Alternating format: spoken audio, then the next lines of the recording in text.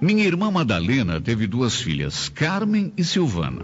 Apesar de não fazer tanto tempo, as 2 foram criadas à moda antiga. Sempre presas, tinham de dar satisfação de cada passo. Tanto para minha irmã, como principalmente para o meu cunhado.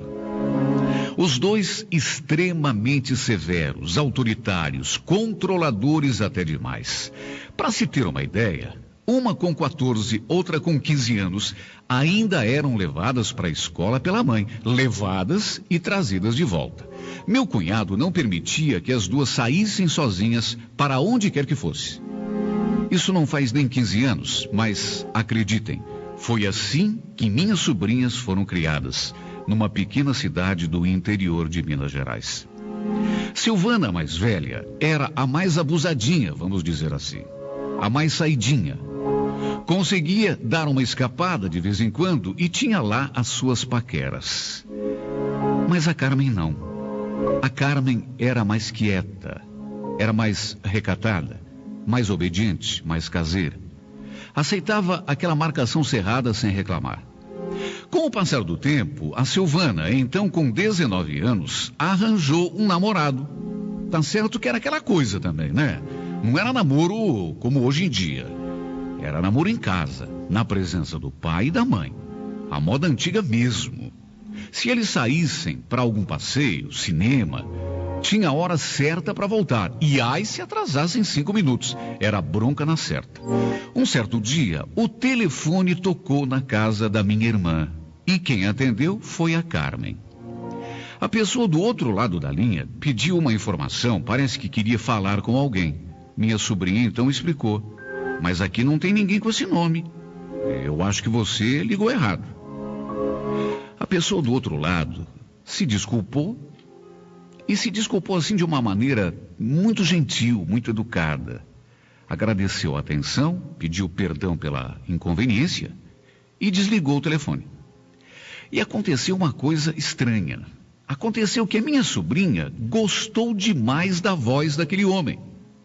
Não apenas da voz, mas da maneira como ele se expressava, da educação, da delicadeza, da gentileza, do jeito que ele tinha falado.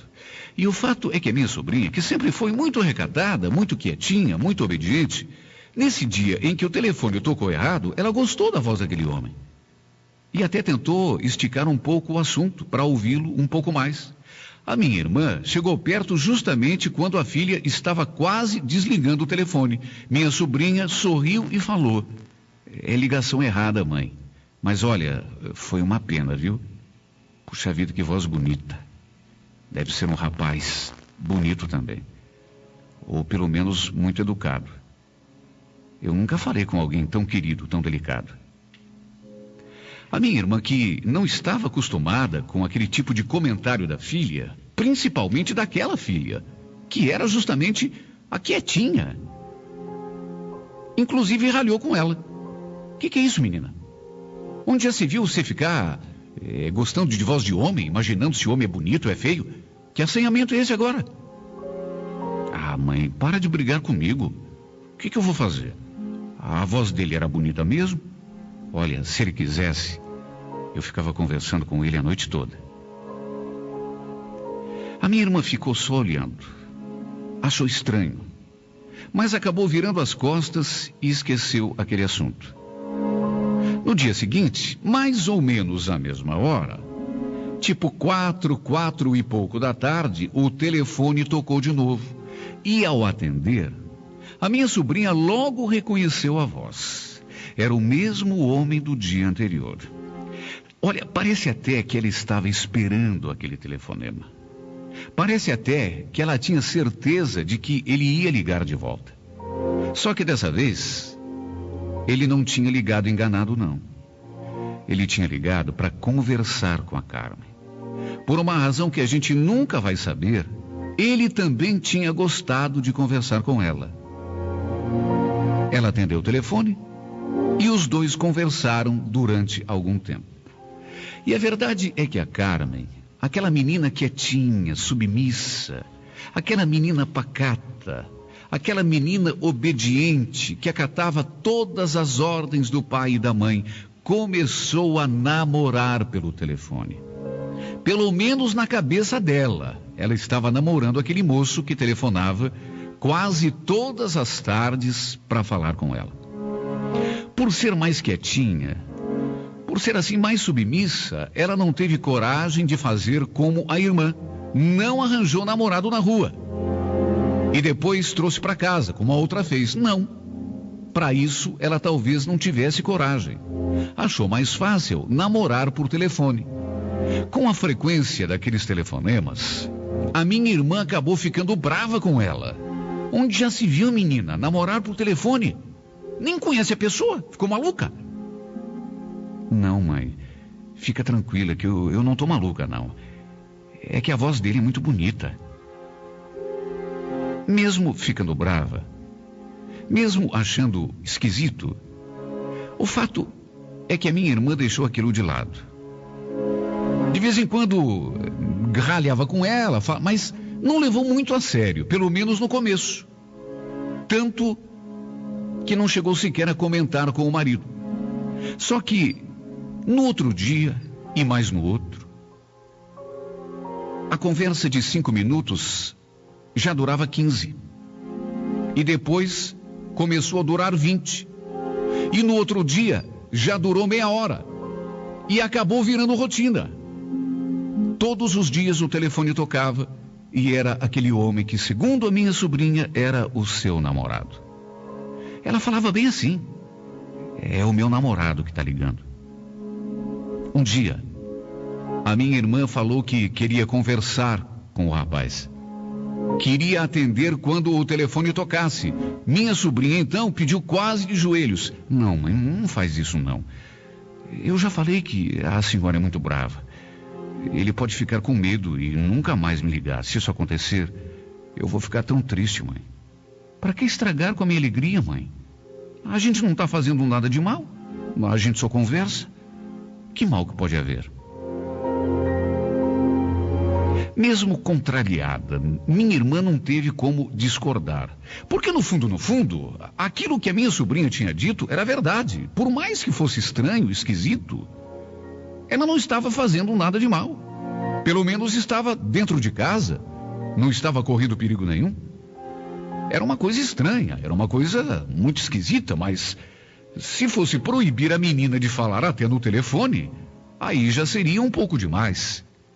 Ela já não saía para lugar nenhum, nunca havia tido um namorado, quer dizer, a minha irmã resolveu deixar para lá. Tudo bem, quer conversar no telefone? Tudo bem, pode conversar. Só que eu vou contar pro seu pai. Tá certo, mãe, pode contar. Eu tenho certeza que ele não vai ficar bravo comigo. Eu não estou fazendo nada de mal, eu só estou conversando com ele. É que ele tem uma voz tão bonita, mãe. E o fato é que, cada vez mais, ela viajava naquele telefone. Falava de cá, ele respondia de lá. Minha irmã às vezes ficava perto para ver se a filha não estava conversando bobagem, dizendo alguma, sei lá, alguma safadeza, mas acabou desistindo, porque as conversas eram só sobre música, sobre filme, sobre poesia.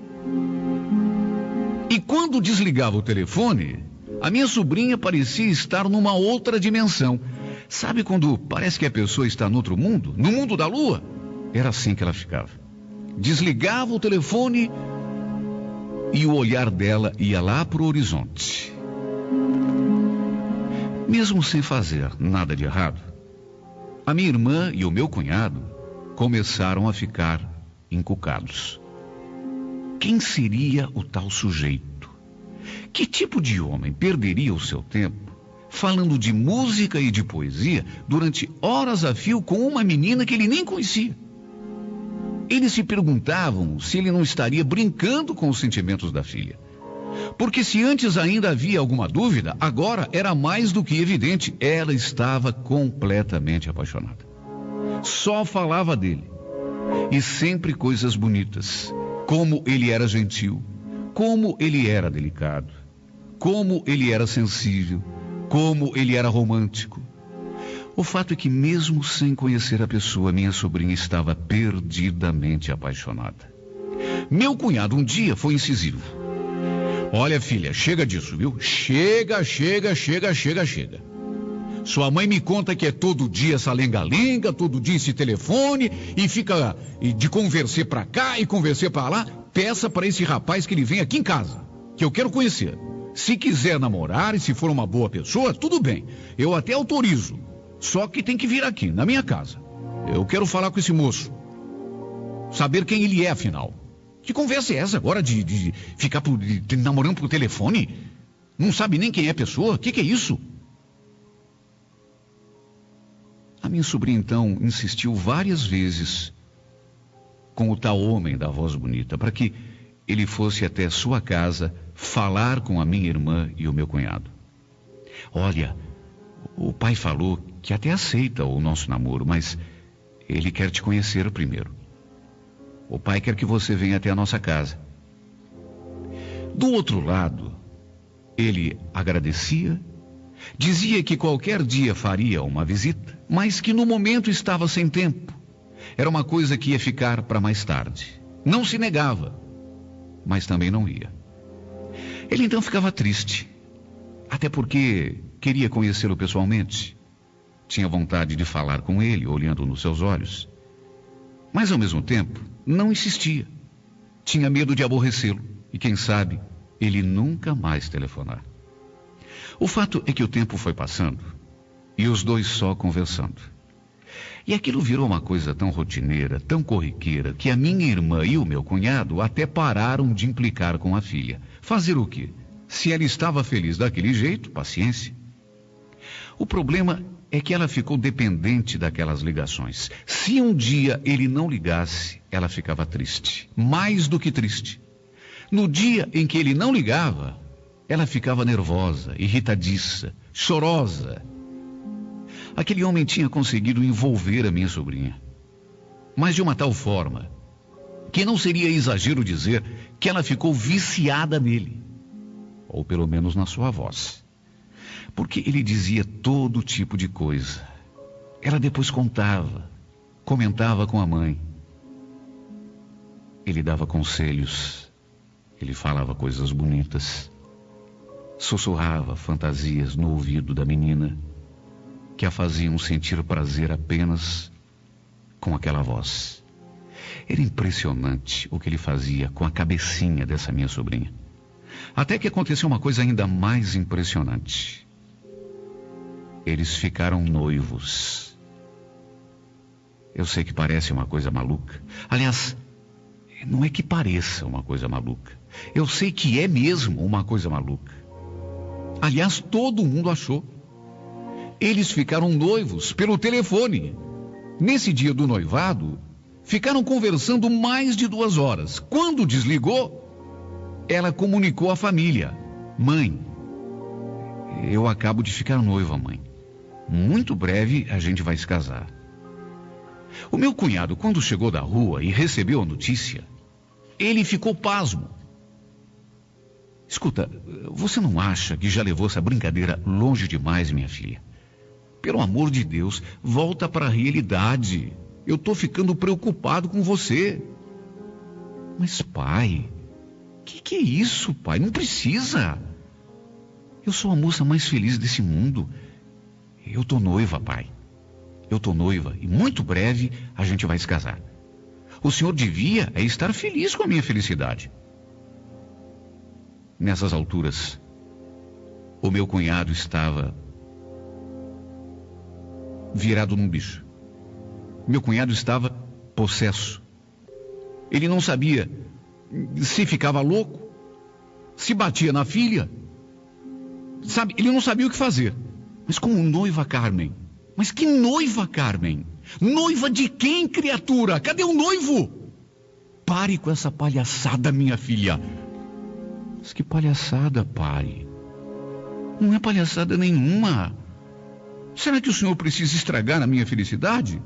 Será que o senhor não pode me ver feliz? Mas, filha, não é isso. É que... Ele tentou explicar, mas a essa altura ela já tinha corrido para o quarto chorando. Ele então olhou para minha irmã e falou: eu vou conversar com esse desgraçado. Ah, se vou. Ele pode levar no bico essa menina desmiolada, mas comigo o furo é mais embaixo. Mas o Osmar, ele sempre liga à tarde, quando você está no trabalho. Mas liga todo dia, não liga? Pois bem, amanhã eu só trabalho pela manhã. À tarde eu vou ficar de quarentena. E quando esse telefone tocar, ele vai ter uma surpresa. Eu quero saber quem é esse sujeito. Eu quero saber qual é desse sujeito. Eu já falei que se quiser namorar, ele que vem aqui conversar comigo. Não falei? Mas não se apresenta e continua fazendo a cabeça dessa menina. Só que amanhã ele vai se ver comigo. Ah, se vai. O meu cunhado prometeu e cumpriu. No dia seguinte, 1h da tarde, ele já estava em casa. A minha sobrinha pressentiu a sua intenção. Quando viu o pai chegando em casa àquela hora, ela já imaginou o que ele estava querendo fazer. Mas engraçado, imaginou, mas não se assustou. Pelo contrário, ficou com um sorrisinho de confiança assim na boca, como que prevendo um desfecho feliz. 4h30 da tarde, o telefone tocou. E quando tocou aquele telefone, o meu cunhado quase voou em cima do aparelho. Ele sabia quem era. Alô? Alô? Houve um momento de hesitação do outro lado. Então a pessoa pediu: eu poderia falar com a Carmen, por favor? Olha, nessas alturas, o meu cunhado gaguejava de tão nervoso que estava. Não pode não, meu chapa. Hoje não. Hoje você vai falar é comigo. Escuta, o que você está querendo com a minha filha, hein?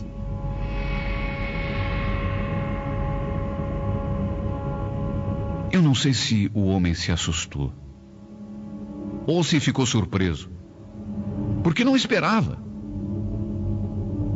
Eu só sei dizer que o meu cunhado falou assim e o outro desligou na mesma hora. Deixou o meu cunhado falando sozinho. Minha sobrinha ficou louca, chorou, brigou com o pai. O senhor tinha que estragar tudo, né, pai? Por que o senhor tem que se intrometer na nossa vida, hein? O senhor assustou ele, tá vendo? A gente ia jantar hoje à noite e o senhor estragou tudo. Mas que jantar, Carmen? Você nunca saiu com esse sujeito, Carmen. Você não sabe nem a cara que ele tem. Pois fique o senhor sabendo que eu sei muito bem a cara que ele tem, viu? A gente já foi no cinema. A gente já passeou no parque. Ele já me beijou. Ele já me abraçou. A gente já fez uma porção de coisas, viu? Nessa hora o meu cunhado olhou para minha irmã e se desesperou. Puxou a minha irmã lá pro quarto deles. Essa menina tá doente, Madalena. A nossa filha tá com problema. Você ouviu o que ela disse? Ela tá ficando maluca. Você ouviu o que ela falou? Que os dois já se encontraram, já se abraçaram, já se beijaram e agora mais essa conversa do noivado. Ela por acaso saiu de casa alguma vez? Claro que não, né, Heitor? Eu já não te falei mais de 1000 vezes que ela só fala com ele pelo telefone? Pois eu não estou dizendo que ela está com problema. Essa menina não está regulando bem. Esse desgraçado está confundindo a cabecinha dela. Sabe o que é mais? Amanhã mesmo eu vou trocar o número do nosso telefone. Meu cunhado prometeu e cumpriu. Sem contar nada para a filha, já no dia seguinte providenciou a troca do número, com a intenção de impedir que os dois se falassem de novo. Minha sobrinha esperou no outro dia e mais no outro, e nada do telefone tocar. 3 dias eles ficaram sem se falar. Só que ninguém contava com um detalhe. Ela tinha o telefone dele. Não dava para ninguém. Não contava nem sob tortura. Mas ela tinha o telefone dele. Tinha, e percebendo que alguma coisa tinha acontecido, ligou para ele. Ligou e os dois continuaram a se falar. Isso durou mais 4 meses. Minha irmã já não dizia mais nada. Meu cunhado só balançava a cabeça quando ouvia a mulher contando o que estava acontecendo. Percebendo que a Carmen estava com a mente perturbada, ele já não sabia mais o que fazer, só balançava a cabeça. Até que um belo dia, ela veio com a notícia, como se fosse a coisa mais natural, mais normal do mundo. Mãe, pai, eu vou me casar. Sábado que vem eu me caso. Eu queria que vocês soubessem e abençoassem o meu casamento. A minha irmã nessa hora ficou de boca aberta. Meu cunhado chegou a soltar um gemido. Meu Deus do céu. Agora chega. Olha, agora chega. Madalena, amanhã mesmo eu vou levar essa menina num psicólogo, num psiquiatra, sei lá. Nem que eu tenha de levar de arrasto. Eu não aguento mais isso. Ela tá louca. Ela tá louca e vai acabar me enlouquecendo também.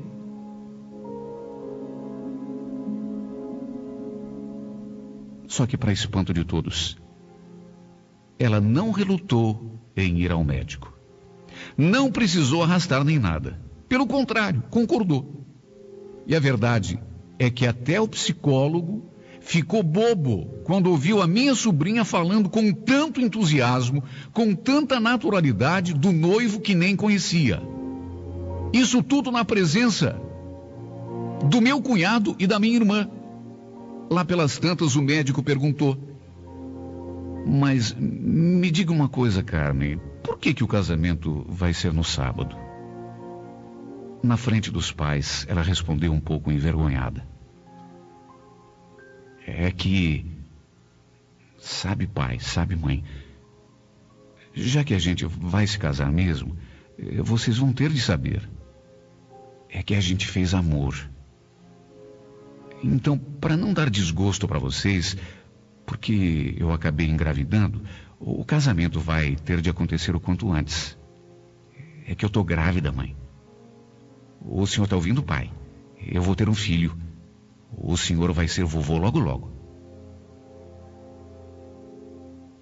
O psicólogo fez uma avaliação rápida e deu o diagnóstico. Ela ficou esperando numa salinha e ele se dirigiu aos pais da menina dizendo que a minha sobrinha estava tremendamente perturbada.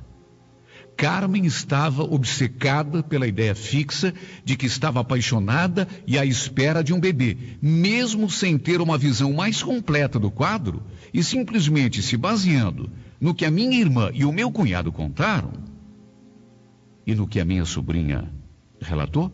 Aquele médico chegou à conclusão de que a menina tinha sido vítima de um homem extremamente envolvente, que através da voz tinha feito a cabeça dela.